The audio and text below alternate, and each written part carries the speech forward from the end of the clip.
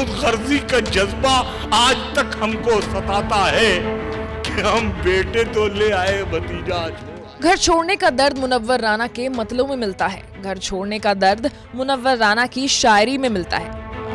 वो संगम का इलाका छूट गया या छोड़ा है।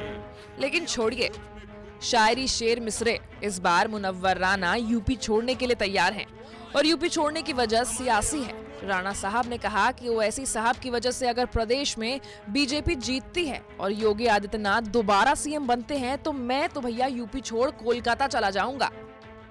मुनव्वर राना को जितनी समस्या योगी जी से है उससे भी ज्यादा समस्या ओवैसी जी से है। योगी नहीं कोई भी आए भाई, जरूरी नहीं है, ये तो भाजपा का अपना फैसला कि वो किसको बनाए। भाई मुमकिन है कि योगी को प्रधानमंत्री बना दे, 2022 में बना दे कि भाई ये बन जाएंगे।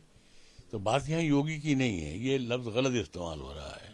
मतलब ये है कि भाजपा यानी इनको लाया ही इसीलिए जा रहा है कि मुसलमानों के वोट बढ़ जाएं और बढ़ने के बाद वो कौम वही कहलाए जो ओवैसी चाहते हैं कि ये पंचर जोड़ने वाली कौम।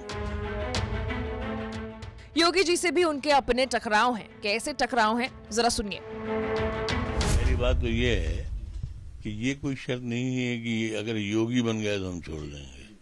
अभी मुमकिन है योगी न बनाया जाए, योगी को डिफेंस मिनिस्टर बना दिया जाए कि जाइए गोलान की पहाड़ी पे घूमिए, दूसरा बन जाए।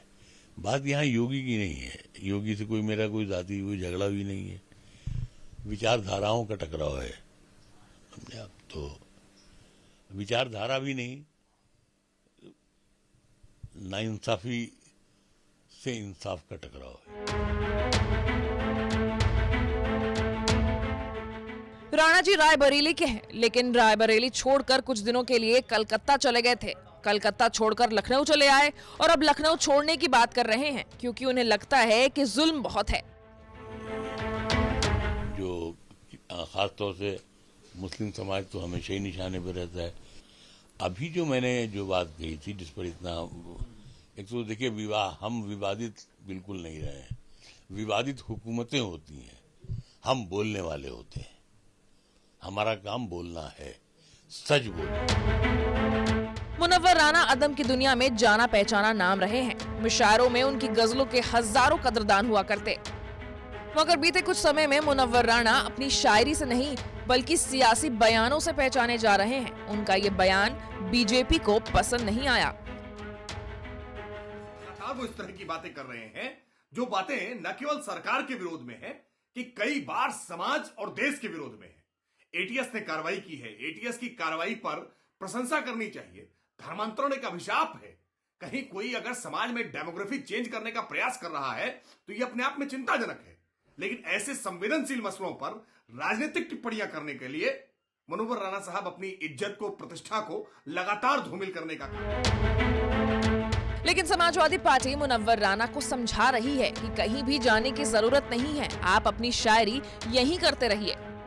मात्र 6-7 महीने की बात है। ना ही किसी को यहाँ उत्तर प्रदेश छोड़ने की जरूरत पड़ेगी, ना ही किसी महिलाओं को अपनी सम्मान की चिंता करनी पड़ेगी, ना पे यहाँ कोई युवा बेरोजगार होगा, ना यहाँ महंगाई होगी, ना समाज के अंदर में अन्याय होगा। समाज में सबको न्याय मिलेगा।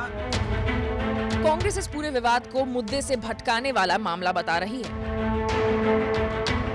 योगी जी की पार्टी और ओवैसी जी की पार्टी आजकल एक दूसरे की पूरक बनी हुई है, एक दूसरे को लैला मजनू कह रहे हैं ताकि मुख्य मुद्दों से बात को भटकाया जा सके। हाल के दिनों में मुनव्वर राना का चरित्र विवादों का इश्तिहार बन गया है। चंद रोज पहले अपने भाई के साथ जमीन विवाद और गोलीकांड हुआ था। उससे पहले भी राजनीतिक बयानबाजियां मुनव्वर राना को राजनीति के अखाड़ों में लाकर खड़ा कर देती है। इस बार भी राणा जी राजनीति के केंद्र में हैं। वैसे तो मुनव्वर राना ने ही शेर कहा था कि सियासी आदमी की शक्ल तो प्यारी निकलती है, मगर जब गुफ्तगू करता है तो चिंगारी निकलती है। इस बार ये सियासी चिंगारी खुद मुनव्वर राना के बयानों से निकली है। लखनऊ से समर श्रीवास्तव के साथ यूपी तक ब्यूरो।